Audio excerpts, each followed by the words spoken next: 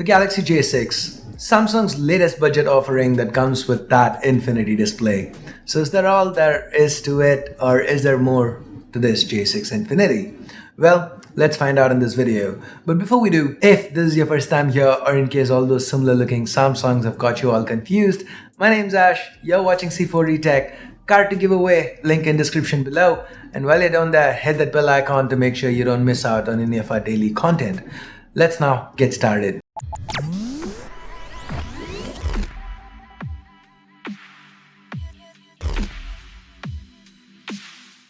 Let's start this review on a positive note. Let's start with the display. We have a 5.6-inch 18.5 by 9 HD Plus display here. Yes, the resolution is low, but a smaller screen along with the punchy and vibrant colors of the AMOLED panel somewhat makes up for it. From reading text to browsing social media and watching movies, the 294 ppi didn't really pose a problem. The sharpness was adequate, the colors were good, viewing angles excellent, and it even got bright enough under sunlight. Although the fact that there is no ambient light sensor meant that my colleague who used it as his primary for 2 weeks had to constantly manually change the brightness. It's 2018 Samsung, wake up, the auto brightness sensor is not a feature to charge people for. But you know what, like I said, let's do the positive things first. So holding myself back, let's move to the next positive thing on the list. The battery life. The 3000 mAh battery held up really well, and we often ended days with around 20% or more juice left in the bank. The smaller screen and the low power processor both helped in this regard.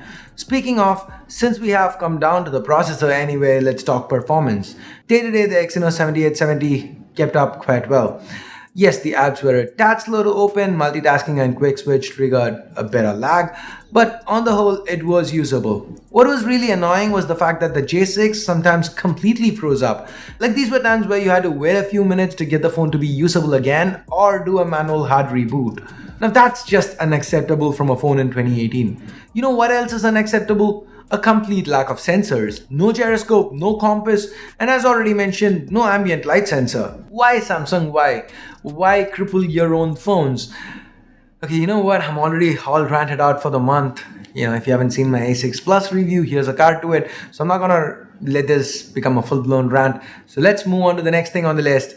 The cameras. To the back, we have a single 13 megapixel sensor with an f1.9 aperture. Under bright light, this camera does well. There is ample amounts of detail and the colors came out looking really punchy and a tad bit oversaturated, which a lot of people like, and that includes yours truly. Even under bright sunlight, this camera held up well, with HDR bringing out a lot of detail from even the shadowy areas of the picture without blowing out the highlights completely. Under low light, the J6 still delivers. These pictures are decent, aren't they? Yeah, if you zoom in, you will be able to see the noise, and of course the processing does cause a watercolor effect, but for the budget, this is quite good. Samsung's also included a dedicated night mode that helps. But before we go all in with the software, let me quickly touch upon the selfie snapper. We have an 8 megapixel shooter on this one, and the pictures we took with it came out looking okay. Skin tones were again okay, but the level of detail that we are generally used to was missing. There is a software-based portrait mode for selfies and it struggles quite a bit with edge detection. Coming to videos, we can capture 1080p footage with the J6 and the quality is pretty middle of the road, which is another word for okay because I've said okay way too many times. I was just trying something else. We have average levels of detail and the colors and dynamic range look quite good, but autofocus as well as tap to focus is quite slow. Even for stills, we found that the camera struggled to focus in low light conditions. Maybe Samsung can fix that with a software update. Then again, we are talking about Samsung and a J series phone, we know priorities, so don't hold your breath for it. Talking about software, as expected, the Pro mode is not really a Pro mode, just a facade, but we do have everyone's favorite Samsung Mall. Okay, sarcasm aside. We have Samsung Experience 9.0 on top of Android Oreo on the J6. This means that all the Samsung bells and whistles along with Bixby are present. Now normally I wouldn't mind that Samsung Experience has come a long way from the old and bloated TouchWiz UI, but on this aging hardware, this version of Samsung Skin feels like it is bogging the device down. So despite there being quite a few nifty features like fingerprint gestures or chat over video, I still can't say that I like the software experience on this device. And that about sums up our experience with the J6. A little glimmer of hope that immediately gets snuffed out by Samsung's choices.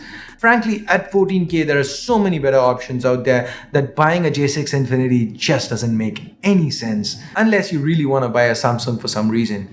The best thing about this phone, like with most other Samsung mid-rangers, is in fact not the hardware or software, but Samsung's marketing. Most people who own or are gonna own this phone are gonna be direct victims of Samsung's marketing. Hell, watching this video makes me wanna buy a J6, but sadly the features Samsung markets like chat over video are excellent, but the 2-year-old chip just gives up at times. The Infinity display marketing? Well, I've said enough about it on the A6 Plus review, so I've already left a card, check that out. And after so many Samsung mid-ranges where I keep saying the same things over and over again, stop disabling haptic feedback when the hardware is there. Why?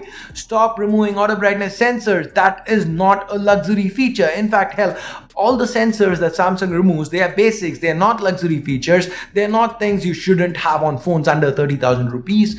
And I keep saying all this over and over again, and Samsung still goes back, does the same thing, keeps using the same Exynos 7870. I'm tired, guys. I'm just tired. I'm tired of ranting. I'm tired of raving. I give up. And I'm pretty sure you should give up too on Samsung mid-rangers if you want to use a proper mid-ranger from Samsung. Every time it's one step or two steps forward, two steps back. It's not one step forward or two steps forward with one step back. It is proportional. They do something good and something equally stupid. And that is what Samsung's been doing with their mid-rangers all this time. And it doesn't matter what I say. It doesn't matter what you say. Because if you look at a lot of Samsung's promotional material, you've got a lot of people saying the same stuff in the comments. Samsung just doesn't seem to care. And you know what? If you want to make a difference, if you want to help make a difference, share this video. I'm ranted out. I'm not really going to get into another rant. I'm done. I'm tired. I really think you should be too of Samsung's mid-ranges unless and until Samsung gets serious about it. Now, I'm not saying go ahead, put out a Redmi Note 5, that level of specs. I mean, Samsung could put out something like a Redmi Note 5 Pro, price it at 22K, and we'd buy it. Just stop crippling your own hardware just for, just to make people pay more. And that is really getting annoying, because at the end of the day, what happens is people spend their hard-earned money and end up with devices that are crippled just because somebody wants to make a profit up there somewhere. And that is just ridiculous.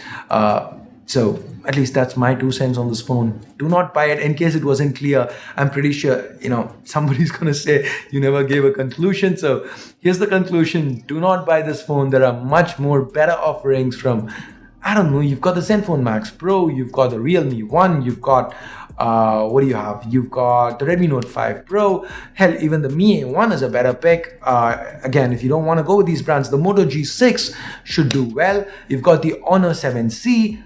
All these much cheaper, and these are better phones. Not all these aren't cheaper, but most of them are cheaper, and these are all better picks than the J6. So that's it, my 2 cents on this phone. Do you agree with what I've had to say? Do you disagree? Let me know your thoughts in the comments below. And if you have friends or family who might end up falling victim to Samsung's marketing and might end up picking this phone up, do share this video with them. If you are a Samsung fan, well, you've done it already, haven't you?